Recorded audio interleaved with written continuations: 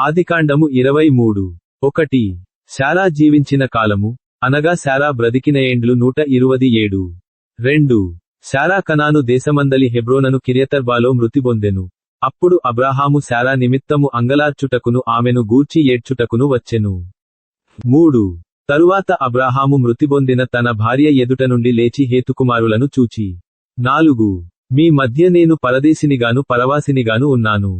మృతిబొందిన నా భార్య నా కన్నుల ఎదుట ఉండకుండా, ఆమెను పాతిపెట్టుటకు మీ తావున నాకొక శ్మశాన భూమిని స్వాస్థ్యముగా ఇయ్యుడని అడుగగా.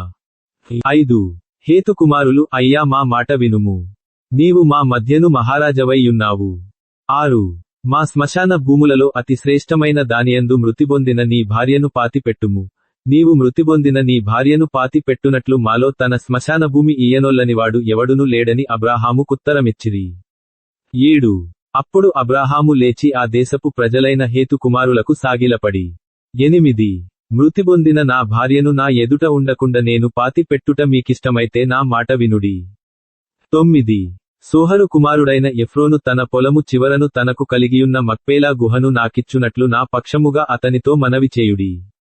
మీ మధ్యను శ్మశాన భూమిగా నుండుటకు 2,000 అతడు దానిని నాకు స్వాస్థ్యముగా ఇయ్యవలెనని వారితో చెప్పెను. 10. అప్పుడు ఎఫ్రోను హేతు కుమారుల మధ్యను కూర్చుండి యుండెను. హిత్తీయుడైన ఎఫ్రోను తన ఊరి గవిని ప్రవేశించు వారందరి ఎదుట హేతు కుమారులకు వినబడునట్లు అబ్రాహాముతో చెప్పిన ప్రత్యుత్తరమేదనగా. 11. అయ్యా, అట్లు కాదు, నా మనవి నాలకించుము. ఆ పొలమును నీకిచ్చుచున్నాను, దానిలోనున్న గుహను నీకిచ్చుచున్నాను, నా ప్రజల ఎదుట అది నీకిచ్చుచున్నాను. మృతిబొందిన నీ భార్యను పాతి పెట్టుమనెను. 12. అప్పుడు అబ్రాహాము ఆ దేశపు ప్రజల ఎదుట సాగిలపడి, 13. సరే కాని నా మనవి ఆలకించుము.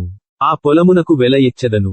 అది నాయొద్ద పుచ్చు కొనిన ఎడల మృతిబొందిన నా భార్యను పాతి పెట్టెదనని ఆ దేశ ప్రజలకు వినబడునట్లు ఎఫ్రోనుతో చెప్పెను. 14. అందుకు ఎఫ్రోను, అయ్యా నా మాట వినుము.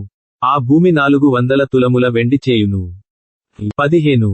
నాకు నీకు అది ఎంత? మృతిబొందిన నీ భార్యను పాతిపెట్టుమని అబ్రాహామునకుత్తరమిచ్చెను.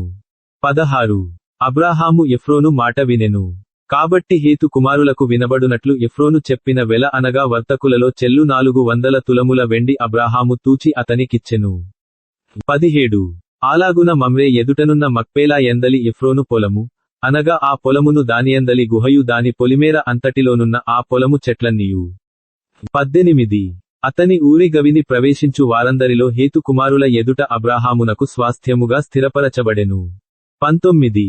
ఆ తరువాత అబ్రాహాము కనాను దేశములో హెబ్రోనను మమ్రే ఎదుటనున్న మక్పేలా పొలము గుహలో తన భార్యయైన శారాను పాతిపెట్టెను. 20. ఆ పొలమును దానిలోనున్న గుహయు హేతు కుమారుల వలన శ్మశానము కొరకు అబ్రాహామునకు స్వాస్థ్యముగా స్థిరపరచబడెను. ఆదికాండము 23.